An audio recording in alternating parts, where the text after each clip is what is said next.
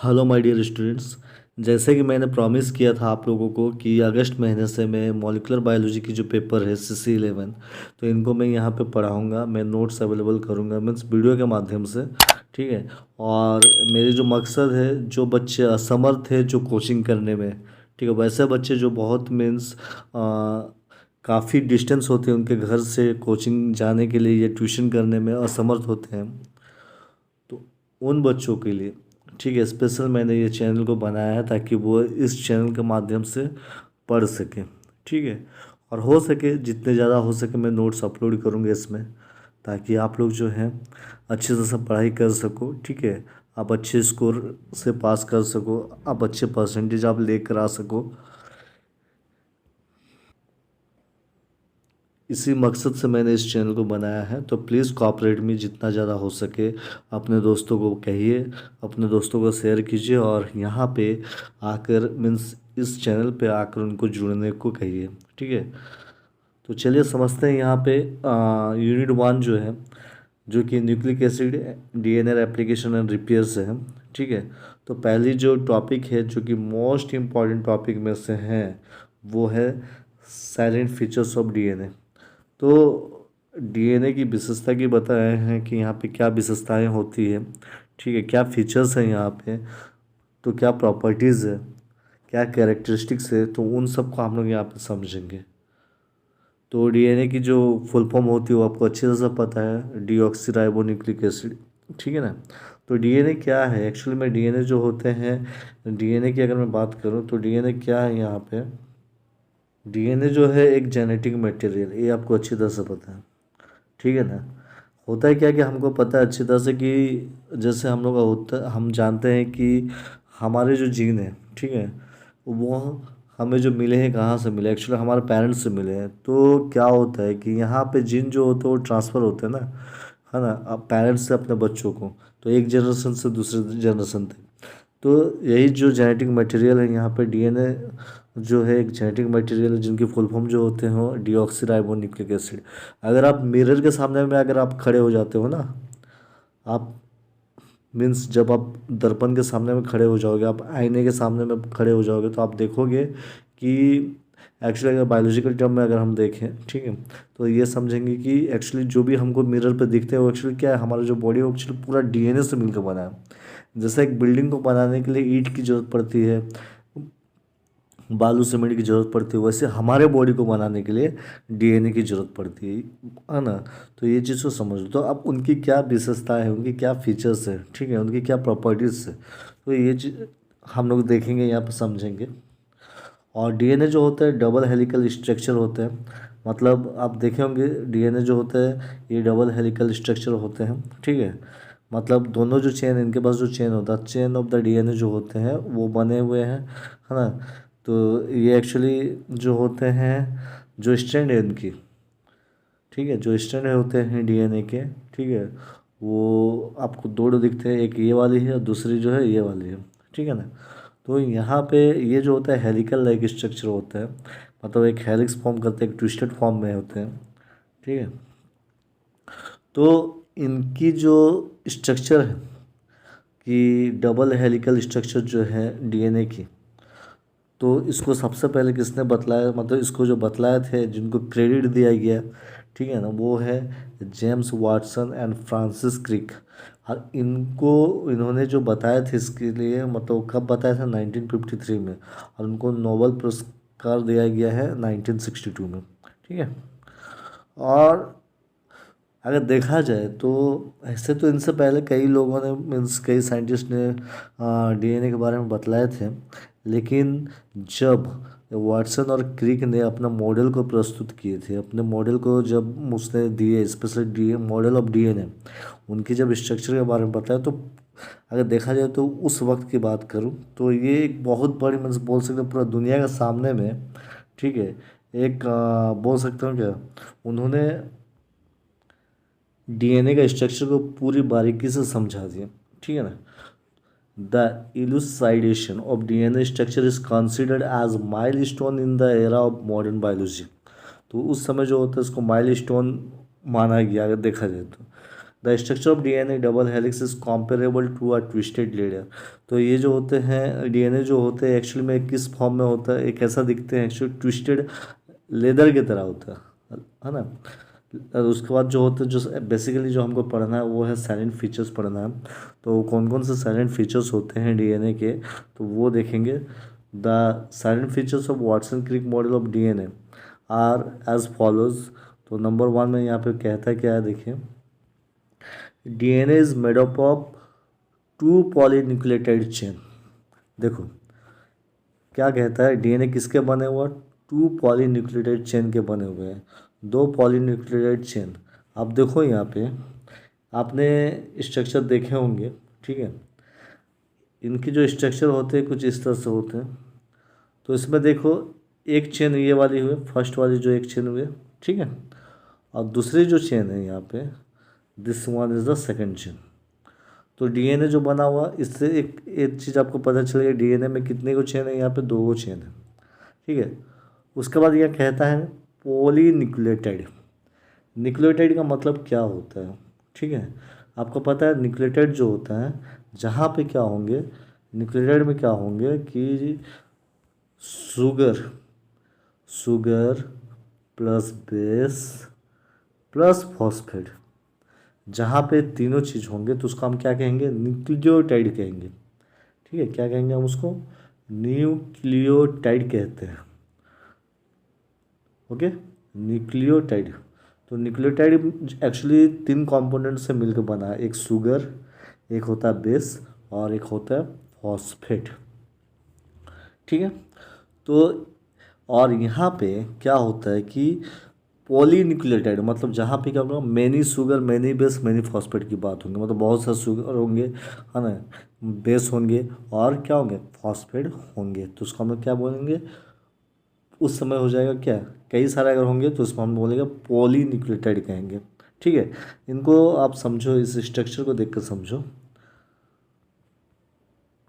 देखिए मैं स्ट्रक्चर बता रहा हूँ आपको। इससे पहले एक चीज़ समझ लीजिए कि बेस की मैंने बात की, तो कौन सा बेस वहाँ पे होगा, दैट इज़ नाइट्रोजिनस बेस, ठीक है, नाइट्रोजिनस बेस। तो नाइट्रोजिनस बेस की अगर मैं बात करूँ तो ये भी क्या 2 तरह से होता है, ठीक है, होता है। एक होता है प्यूरिन बेस, कौन सा बेस होगा, प्यूरिन बेस। और दूसरी जो होगी दैट इज़ प्रीमिडिन बेस, प्रीमिडिन, ठीक है। ये 2 को बेस होते हैं, ठीक है, एक प्यूरिन बेस होता है, एक प्रीमिडिन बेस होता है, ये आपको अच्छे तरह से पता होगा। तो प्यूरिन बेस पे क्या आएंगे, प्यूरिन बेस की अगर मैं बातें करूँ तो उसमें आते हैं, प्यूरिन जो बेस होंगे उसमें आएंगे Ag, ठीक है। पिरिमिडिन बेस की अगर मैं बात करूँ, पिरिमिडिन बेस, तो पिरिमिडिन बेस में आएंगे, याद रखने वाली बात है, Ct। डीएनए में क्या होता है, 4 गो बेस पाए जाते हैं। वो 4 बेस कौन कौन सा होते हैं, AGCT पाए जाते हैं, ठीक है। ए का मतलब क्या होता है, ए का मतलब होता है एडिनिन, ठीक है। जी का मतलब होता है ग्वानिन,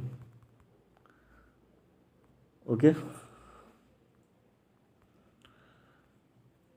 ए का मतलब क्या हुआ यहाँ पे, एडिनिन। जी का मतलब हुआ ग्वानिन। सी का मतलब हुआ साइटोसिन, ठीक है। टी का मतलब क्या होता, थायमिन। ये सब आपके बुक में आप देख लेना, ठीक है। तो इसका मतलब क्या होता है, डीए अगर आपको पूछा जाए डीएनए में कितने को बेस मिल पाए जाते हैं, तो आप बोलोगे 4 को बेस होते हैं। वो क्या क्या होते हैं, एडिनिन, ग्वानिन, साइटोसिन, ठीक है, और लास्ट क्या होगा, थायमिन। ये 4 को होते हैं, क्लियर हो गया। ये चारों जो बेस है, कौन सा बेस है, नाइट्रोजिनस बेस है।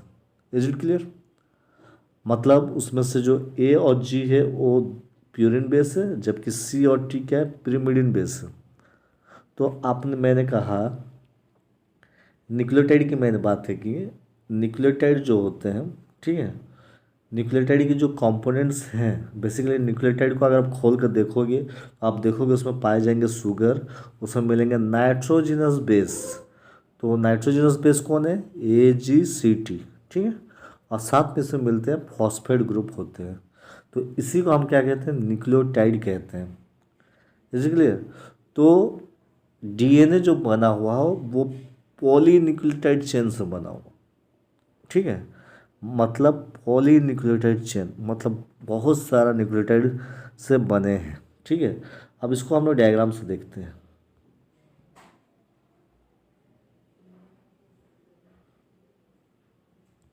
इस डायग्राम से देखो, एक तरफ यहाँ पे आपको शुगर दिख रहे हैं, फॉस्फेट दिख रहा है, और बेस में यहाँ पे क्या है? साइटोसिन है, ठीक है ना। मतलब ये आपका एक न्यूक्लियोटाइड हुआ। यहाँ से आप देखो, यहाँ भी आपको क्या दिख रहा है? यहाँ पे भी एक न्यूक्लियोटाइड आपको देखने को मिल रहे हैं, ठीक है। मतलब जहाँ पे शुगर होंगे, फॉस्फेट होंगे और बेस होंगे तो वो न्यूक्लियोटाइड कहलाता है। तो आपने देखा यहाँ, फिर उसके बाद आप देखो यहाँ पे, ठीक है। तो ये क्या है कि यहाँ पे भी आपको देखने को मिल रहे हैं न्यूक्लियोटाइड, ठीक है। ये देखो यहाँ पे फॉस्फेट है, शुगर है और बेस है, ठीक है। तो यहाँ पे भी देखो फॉस्फेट, शुगर और यहाँ पे बेस जुड़ा हुआ है, ठीक है। तो ये जो है ये एक न्यूक्लियोटाइड हुआ, फिर ये एक न्यूक्लियोटाइड हुआ। तो आपको अब इस साइड वाला, तो एक चेन में आपको कई सारे क्या होंगे आपको देखने को मिलते हैं एक चेन पे, ठीक है। न्यूक्लियोटाइड आपको देखने को मिल रहे हैं, मतलब यहाँ पे आपको एक न्यूक्लियोटाइड देखने को मिले, यहाँ पे देखने को मिले। तो मतलब ये जो डायग्राम है आप जो देख पा रहे हो, ठीक है।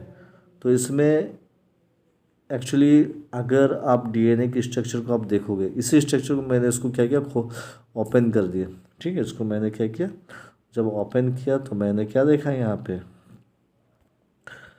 ये जो है ये DNA, इनको ओपन जब मैंने किया तो यहाँ पे कुछ इस तरह से दिख रहे हैं, ठीक है। तो ये फर्स्ट वाली चेन है, दिस साइड वाला जो है एक चेन है, और ये साइड जो आपको दिख रहा है ये वाला एक चेन है। Is it clear? तो एक चेन पे आपको एक न्यूक्लियोटाइड, दूसरा न्यूक्लियोटाइड, यहाँ पे तीसरा न्यूक्लियोटाइड, कई सारे ऐसे न्यूक्लियोटाइड दिखेंगे। तो इसलिए हम इसको बोलते हैं पॉली न्यूक्लियोटाइड चेन से बना हुआ है। जो DNA जो होते हैं ये किससे बना हुआ है? पॉली न्यूक्लियोटाइड चेन से। सिमिलरली इस साइड पे आप देखोगे यहाँ पे शुगर मॉलिक्यूल है, फॉस्फेट है और यहाँ पे एक बेस है, ठीक है। तो ये भी एक क्या हुआ? न्यूक्लियोटाइड हुआ। फिर यहाँ पे भी देखो ये भी एक न्यूक्लियोटाइड हुआ। तो इस तरह से क्या, इस साइड वाला चेन अगर देखोगे मतलब, तो यहाँ पे भी आपको देखने को मिलेंगे क्या, इस साइड वाला चेन पे भी आपको, ये वाली जो चेन है यहाँ पे भी आपको देखने को मिल रहा है न्यूक्लियोटाइड, ठीक है। तो इसीलिए कहा गया डायग्राम में कि, कि ये जो बने हुए हैं पॉली न्यूक्लियोटाइड चेन के बने हैं। और वो चेन कितने को? दो वो चेन है, ठीक है। जहाँ पे where the sugar and phosphate group form, a form होगा, फॉर्म द बैकबोन। जहाँ पे क्या होता है, शुगर और फॉस्फेट ग्रुप क्या बनाते हैं? बैकबोन बनाते हैं। इसका मतलब क्या हुआ? देखो डायग्राम देखो, यहाँ पे क्या है, ये शुगर है। तो एक जो चेन है DNA की, जो एक चेन है, इसमें क्या होंगे? शुगर होंगे, फॉस्फेट होंगे, शुगर होंगे, फॉस्फेट होंगे, ठीक है। शुगर फॉस्फेट, शुगर फॉस्फेट इस तरह से जुड़ते हैं। तो यहाँ पे भी आपको देखो शुगर दिख रहे हैं, phosphate, sugar phosphate, sugar phosphate. तो एक चेन में क्या हो? शुगर फॉस्फेट का बैकबोन है। ये बात क्लियर होगी आपको? तो इसीलिए यहाँ पे कहा गया है कि ये जो है शुगर फॉस्फेट का बैकबोन का बना हुआ है। तो इसे यहाँ पे लिखा है where the sugar and phosphate group form the backbone, okay. और यहाँ पे कहता है the nitrogenous bases are projecting inward. तो यहाँ पे कहता है क्या, नाइट्रोजनस बेस जो होता है अंदर की ओर प्रोजेक्ट किया गया है। वो इस डायग्राम से समझे अब। मैंने आपको कहा नाइट्रोजनस बेस, तो नाइट्रोजनस बेस जो होते हैं कौन कौन से होते हैं? AG, है ना। फिर आपको पता है और कौन होते हैं? CT, ये सब क्या है? नाइट्रोजनस बेस है, ठीक है। तो यहाँ पे 4 गो नाइट्रोजनस बेस होते हैं, और चारों के जो नाइट्रोजनस बेस होते हैं वो क्या होता है, प्रोजेक्टिंग इनवर्ड, मतलब अंदर की ओर आपको मिलेंगे। मतलब ये जो डीएनए की जो अगर स्ट्रक्चर है तो इसके अंदर में जो होंगे ये सब क्या होंगे, नाइट्रोजनस बेस होंगे। तो इसको कुछ इस तरह से समझिए, ये अगर मेरी एक चेन है ये वाली, ठीक है, और ये वाली एक चेन है, तो यहाँ अंदर की ओर में आपको देखो ये देखने को मिल रहे हैं, ठीक है। तो सी और जी क्या है, मतलब जो साइटोसिन ग्वानिन क्या है, एक मतलब ये दोनों क्या है, नाइट्रोजनस बेस है। एडिनिन थायमिन क्या है, नाइट्रोजनस बेस है, ठीक है ना। तो ये आपको यहाँ पे देखने को मिलते हैं। एक बात याद रखिएगा, adenine always pair with thymine by 2 hydrogen bond. तो ए हमेशा टी को अपने और क्या करेगा, पकड़ के रखता है, और इनमें क्या होता है, जो हाइड्रोजन बॉन्ड होंगे वो कितना होगा, डबल बॉन्ड होता है, ठीक है। मतलब 2 हाइड्रोजन बॉन्ड से वो बाइंड करके रहेगा, मतलब अटैच रहता है। बिल्कुल वैसा ही guanine always pair with cytosine, ठीक है, विथ 3 हाइड्रोजन बॉन्ड। तो यहाँ पे एक चीज़ आपको याद रखनी होगी। तो यहाँ पे भी देखो डायग्राम में, तो ये साइटोसिन जो है आपको जो देख पा रहे हो, है ना। तो ये सी और जी हमेशा क्या होता है, एक दूसरे को पेयर करते हैं, पेयरिंग होता है, और इन दोनों के बीच में देखो हाइड्रोजन बॉन्ड है, और यहाँ पे 3 हाइड्रोजन बॉन्ड आपको देखने को मिल रहे हैं, ठीक है। ये बात क्लियर होगी, 3 हाइड्रोजन बॉन्ड आपको देखने को मिलते हैं। Similarly adenine always pair with thymine with 2 hydrogen bond. यहाँ पे कितना है, 2 हाइड्रोजन बॉन्ड आपको देखने को मिलते हैं। अगर थायमिन होंगे तो थायमिन भी वही होगा, ए को अपने और क्या होगा, पेयरिंग करते हैं विथ डबल हाइड्रोजन बॉन्ड। और यहाँ पे जी रहेगा तो जी का ऑपोजिट क्या आना चाहिए, मतलब यहाँ पे क्या होगा, जी हमेशा किसके साथ रहेगा, सी के साथ। तो उन दोनों के बीच में जो बॉन्ड होंगे वो कितना होगा, 3 हाइड्रोजन बॉन्ड होंगे, है ना। तो ये बात यहाँ पे कहा गया। तो आपने देखा डीएनए की जो मेन जो साइलेंट फीचर्स होते हैं, डीएनए बने किससे हैं, 2 वो चेन है यहाँ पे, एक चेन ये वाली चेन है, ठीक है, दूसरी ये वाली, ठीक है। और ये दोनों चेन जो है इसमें कई मतलब न्यूक्लियोटाइड है, मतलब ये एक न्यूक्लियोटाइड हुआ, ये एक न्यूक्लियोटाइड हुआ, ठीक है। इस साइड से देखो ये एक न्यूक्लियोटाइड हुआ, ठीक है। तो इसका मतलब सब पॉली न्यूक्लियोटाइड है। तो इसलिए कहा गया DNA is made up of 2 polynucleotide chain, जहाँ पे क्या होता है, शुगर फॉस्फेट का बैकबोन देखने को मिलते हैं। और जो बेसेस होते हैं, बेसेस आर प्रोजेक्टिंग इनवर्ड, अंदर की ओर क्या होता है, बेस आपको देखने को मिलते हैं, ठीक है। तो this is the first silent features of DNA, okay. Next देखिए, the two strands are anti parallel, that is one strand runs in the 5 prime end to 3 prime end direction, while the other in 3 prime end to 5 prime end direction। देखो जो DNA की जो structure हैं इसमें क्या होता है, अगर एक एंड 5 प्राइम से 3 प्राइम की ओर होगी तो तुम समझना नेक्स्ट जो होगा 3 प्राइम से 5 प्राइम होगा, समझ गया। तो ये इनका जो है ये दोनों एंटी पैरेलल होते हैं दोनों स्ट्रैंड, ठीक है। अगर एक स्ट्रैंड जो होंगे उनकी पॉलैरिटी जो होगा 5 प्राइम से 3 प्राइम होगा, तो दूसरी जो स्ट्रैंड है इनकी पॉलैरिटी 3 प्राइम से 5 प्राइम होगा। दिस इज द सेकंड जो है आप बोल सकते हो साइलेंट फीचर्स, ठीक है। नेक्स्ट जो होंगे, the width of double helix is 20 angstrom. तो देखो यहाँ पे विड्थ की बात करें, मतलब डायमीटर की बात कर रही है, तो डीएनए की डायमीटर की बात किया जा रहा है यहाँ पे। तो ये suppose this is the DNA, एक डीएनए, तो डीएनए की जो यहाँ से लेकर यहाँ तक की जो डायमीटर होंगे वो होगा 20 एंगस्ट्रॉम, ठीक है। ये आपको याद रखनी है। नेक्स्ट, इच टर्न या हम बोलते हैं pitch of helix is 34 angstrom, या हम बोल सकते हैं 3.4 nm with 10 pairs of nucleotide, each pair placed at a distance of about 3.4 angstrom or 0.34 annum. तो यहाँ क्या कहता है देखो, इसको डायग्राम से समझते हैं। ये तो बात समझ में, जैसे ये आप देख रहे हो ये डीएनए है, ठीक है। डीएनए यहाँ से लेके पूरे यहाँ तक जो होता है वो कितनी का होता है, दैट इज़ 20 एंगस्ट्रॉम होता है, ठीक है। दिस इज द डायमीटर हुई है। उसके बाद यहाँ पे बोला जा रहा है, इसको कुछ यहाँ से भी आप समझ सकते हो, मतलब ये वाली जो है यहाँ से लेकर यहाँ तक की जो डायमीटर है इनका कितना है, 20 एंगस्ट्रॉम है, ठीक है। उसके बाद जो है यहाँ पे ये कहता है कि जब जब डीएनए जो होता है 1 टन लेंगे, ठीक है, मतलब यहाँ से लेकर यहाँ तक की बात किया जाए तो जब 1 टन लेते हैं उसको हम लोग पिच कहते हैं, है ना। अगर पिच कहेंगे या 1 स्पाइरल बोल सकते हो, तो उनकी वो जो 1 पिच किसके बराबर होते हैं, 34 एंगस्ट्रॉम के बराबर होते हैं। या हम बोल सकते हैं 34 एंगस्ट्रॉम की जगह हम ये भी बोल सकते हैं 3.4 एनम, ठीक है।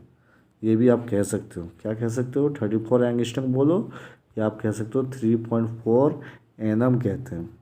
तो ये जो है 1 पिच कितने के बराबर हुआ, 34 एंगस्ट्रॉम, या हम बोल सकते हैं 3.4 एनम कहते हैं, ओके। और डिस्टेंस की अगर मैं बात करूँ यहाँ पे, ये जो 1 पिच की बात कर, 1 स्पायरल की जो बात हो रहे हैं, ठीक है।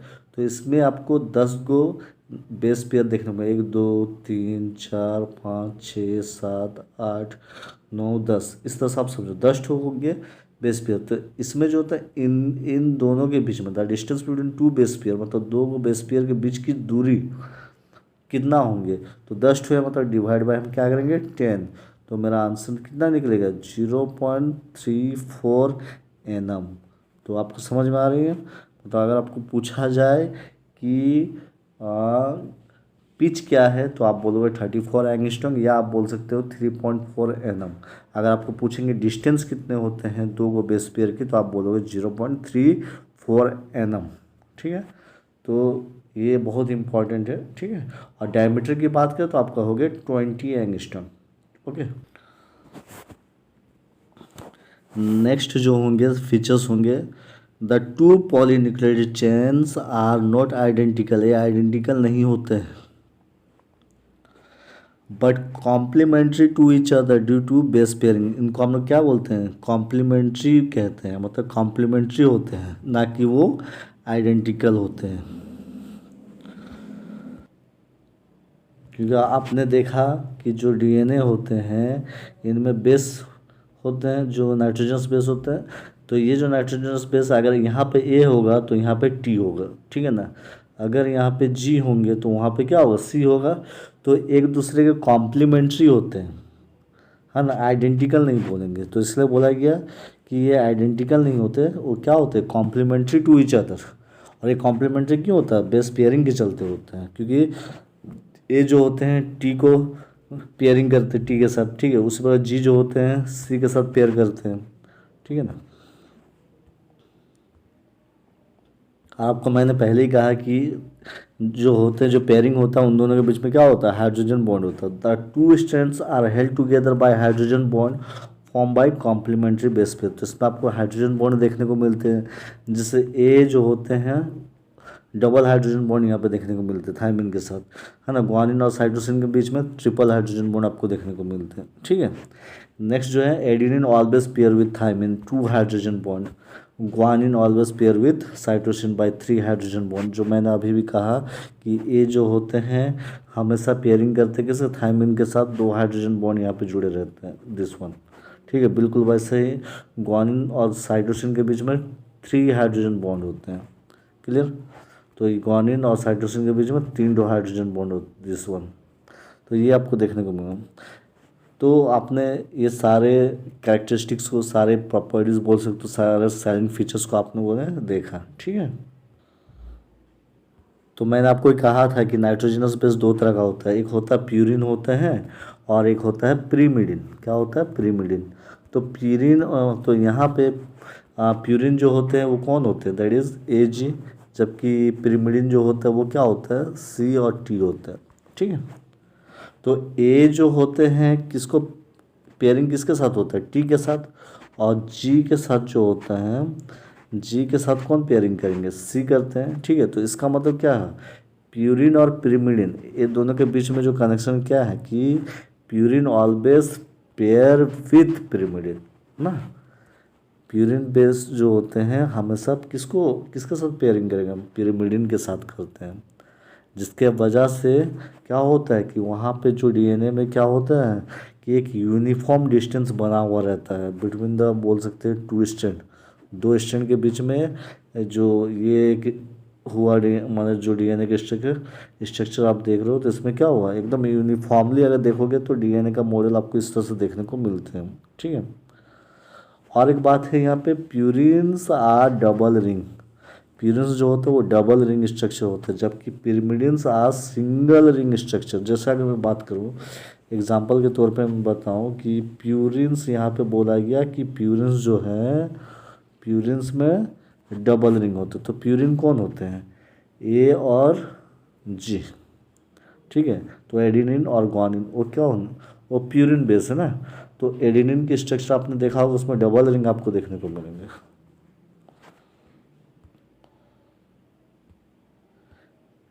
जबकि आप देखो यहाँ पे कहता है कि पिरिमिडिन आर सिंगल रिंग, तो पिरिमिडिन में मैंने किसको कहा था, सी और टी को, तो मान लो थायमिन की बात करो, थायमिन में सिंगल रिंग आपको देखने को मिलेंगे। ठीक है ना, रिंग स्ट्रक्चर जब आप ड्रॉ करोगे, आप डायग्राम देखोगे नेक्स्ट वीडियो में। ठीक है,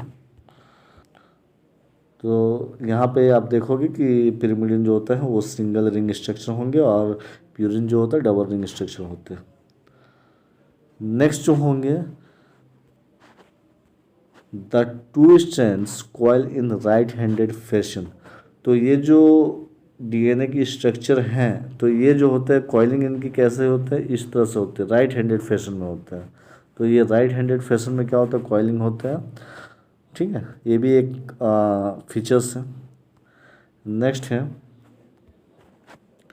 the helix is stable because of the base pair that stick over one another and hydrogen bonds that hold the bases together।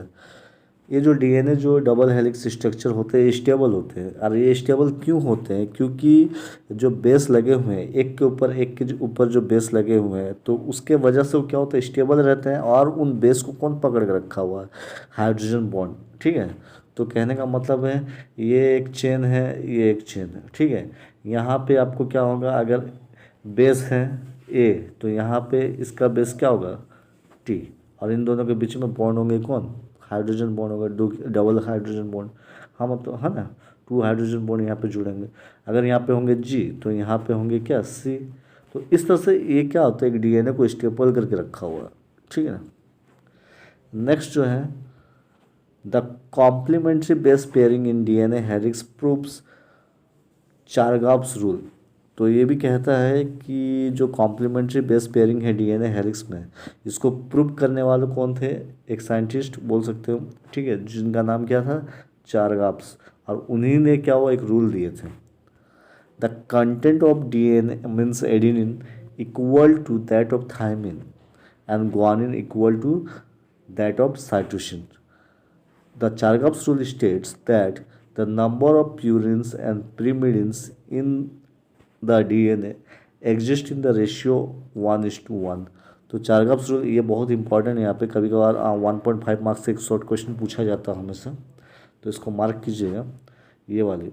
ठीक है, what is Chargaff's rule, question वाला पूछ देता है, most important, what is Chargaff's rule. ठीक है ना, तो चारगाफ्स रूल क्या है, चारगाफ्स रूल ये कहता है the number of purines and pyrimidine जो होगा डीएनए में वो किस रेशियो में होगा, 1:1 का रेशियो में होता है। ठीक है, नेक्स्ट आ जाते हैं, the genetic information resides on one of the two strand known as template strand और सेंस स्ट्रैंड बोलते हैं। अच्छा, इनमें से क्या होता है, अगर डीएनए का हम लोग देखते हैं, डीएनए की जो होते हैं दो गो स्ट्रैंड होते हैं, एक ये वाले, ठीक है, और दूसरा जो है ये वाला, तो इसको हम खोल देते हैं, ऐसे ऐसे करके खोल दिए, तो एक स्ट्रैंड को, इस स्ट्रैंड को हम, एक स्ट्रैंड को हम क्या कहते हैं, टेम्पलेट स्ट्रैंड कहेंगे। ठीक है, तो उसका, या हम इसको सेंस स्ट्रैंड भी कहते हैं, क्या कहेंगे, सेंस स्ट्रैंड। तो दूसरे वाले को जो होगा, सेकंड वन जो होगा वो होगा एंटीसेंस स्ट्रैंड कहेंगे। ठीक है, इस बात को भी याद रखिएगा। ये सब कुछ बातें हैं जिनको याद रखने वाली बात है। उसके बाद क्या कहता है, the double helix has major groups and minor groups along the phosphodiester backbone. Proteins interact with DNA at the groups without disrupting.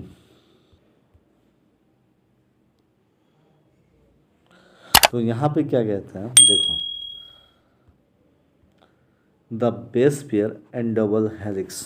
तो यहाँ पे देखो क्या कहता है कि जब ये जो डीएनए है, ठीक है, जब ये ट्विस्ट करते हैं ना, ये जैसे यहाँ पे इस तरह से आपने देखा कि ये डीएनए की स्ट्रक्चर है, तो यहाँ पे क्या होता है कि ये छोटी वाली जो है दिस वन, ठीक है, इसको हम कहेंगे माइनर ग्रुप्स।